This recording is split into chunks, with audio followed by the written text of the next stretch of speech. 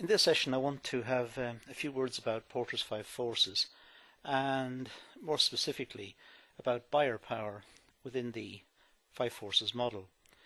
I'm going to look at some general comments about the place of the buyer within this system. Some very general comments, not very sophisticated, but give some background nonetheless. So let's start by looking at the bargaining power of customers. And we know that customers compete within industry, and they do this by forcing down prices. Well, that's a bit dramatic. What they actually do is they bargain for prices. They facilitate the market. They vote for products. By buying them, they're voting for the product. They're saying, we like the product, we like the price, we like the conditions of this product, we like the after-sale service, we like the marketing, etc., etc. We like it. We're buying it. That's a vote in favour. They could have voted with their feet and walked away and left it, in which case they're rejecting it. And in so doing, they're signalling the retailer that they don't like what the retailer has done, and in that way they are forcing down the price. So it's the market. It's the way the market works. They also bargain for higher quality and more services. This is really developed over the last few decades, I suppose, the last 2 or 3 decades in particular, when after-sale services become very important for many items, particularly more expensive household items and that sort of product. The customer is interested in the marketing of the thing, the image, the reputation of the company, the status of the product. It could be a designer label or whatever it is, and also the backup. If it goes wrong, what are the conditions? So they also bargain for quality and better service. This number 3 is very similar to number 1. They play off competitors against each other at the expense of industry profitability. Well, yes. If they buy the product, then the producer makes a profit. If they don't buy it, the producer doesn't make a profit. So power is with the customers, and they play off competitors one against the other. That's the name of the game. That's the capitalist system. That's how we as customers benefit, by playing off one against the other. They are competing for our limited resources, for our limited incomes, and they must satisfy our demands.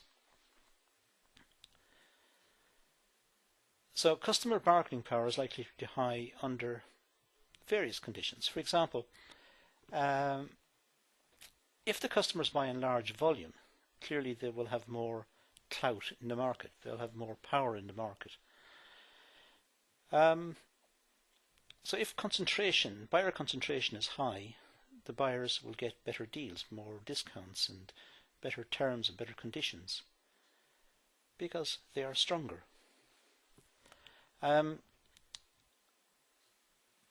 If they come together, they can use their strength as leverage for bargaining purposes. If they're just individuals placing small orders, then they are weak and they can't extract perhaps the best deal. Now, what are the bargaining power of customers? Well, they're various. For example, the supplying industry, if it's composed of a large number of small operators, then the small operators will be competing amongst themselves, competing aggressively perhaps on the basis of price or image or quality or backup or whatever it is. So customer power will be strong when the suppliers are weak.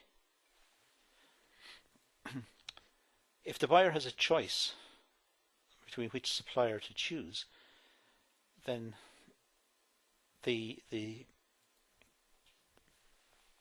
suppliers are weakened by the buyer choice. If the product is undifferentiated, if all the products are the same, and if they can be replaced by substitutes, then the consumers are in a fairly strong position. If there's nothing special about the product, if all the products are identical, if they're all undifferentiated, what would make the customer want to buy one particular one? So the sellers have a problem. For example, petrol. For example, unleaded petrol. Unleaded petrol is all the same, essentially. It has to be for technical reasons. It goes into different types of cars, so it must be roughly the same, I guess. That means that if one seller puts its price up by a lot, that seller will sell virtually nothing. Customers will move to a different one. Why should they buy it from that person? But if all of the petrol retailers put the price up by some large amount, then customers will start to look for alternatives to having cars. They might go by train or by bus, or might buy bicycles. They'll find some alternative. Staple products. Petrol is a staple product. Staple products, petrol, food, bread, for example, water, salt. They're all generally the same. And so the deciding factor on which product to be bought will be down to the price. So the price is important for that type of product. Customers might be able to produce the products themselves.